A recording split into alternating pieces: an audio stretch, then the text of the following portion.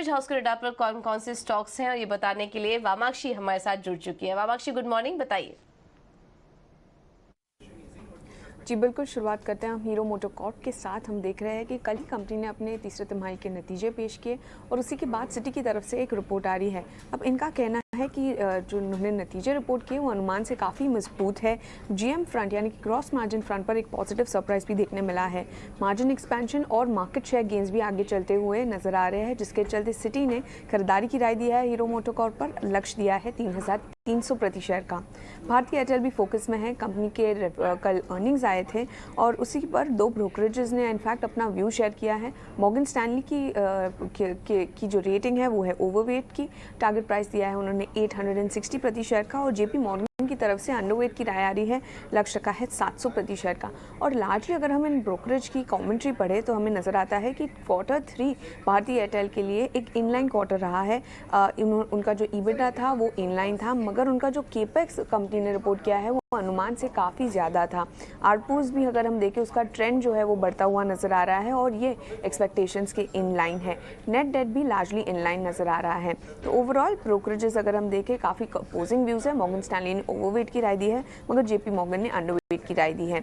Adani ports भी focus में रहेगा क्योंकि गोल्डमैन सैक्स का मानना है कि उनके जो नतीजे हैं वो लार्जली इन लाइन है। नियर टर्म फोकस कंपनी का डी लेवरेजिंग पर है, अपना जो डेट है वो घटाने पर है।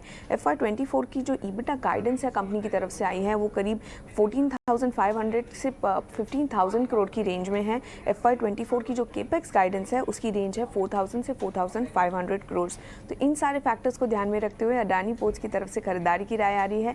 लक्ष्य दिया है उन्होंने 840 प्रति शेयर का। फोकस करते हैं अब हम अंबुजा सीमेंट्स पर। जेफरीज का मानना है कि अंबुजा के लिए तीसरा तिमाही काफ़ी मजबूत रहा है। कंसोलिडेटेड वॉल्यूम्स हालांकि प्लांट क्लोजर की वजह से इम्पैक्ट होते हुए दिखे हैं, मगर इसके बावजूद उन्होंने खरीदारी की राय दी है अंबुजा सीमेंट्स पर। लक्ष्य दिया है 615 प्रति शेयर का। अब कुछ बात कर लेते हैं कुछ न्यू एज कंपनीज की। जोमैटो भी फोकस में रहेगा क्योंकि CLSA ने का मानना है कि प्रॉफिटेबिलिटी फ्रंट पर काफ़ी सिग्निफिकेंट इंप्रूवमेंट एक्सपेक्टेड है।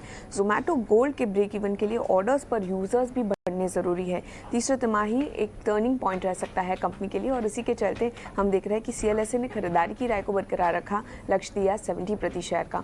और आखिर में हम फोकस करेंगे पेटीएम पर। मैक्वारी की तरफ से रिपोर्ट आ रही है और डिस्ट्रीब्यूशन बिजनेस रेवेन्यू पर फ्रंट पर कंपनी ने काफ़ी अच्छा पॉजिटिव सरप्राइज दिया है।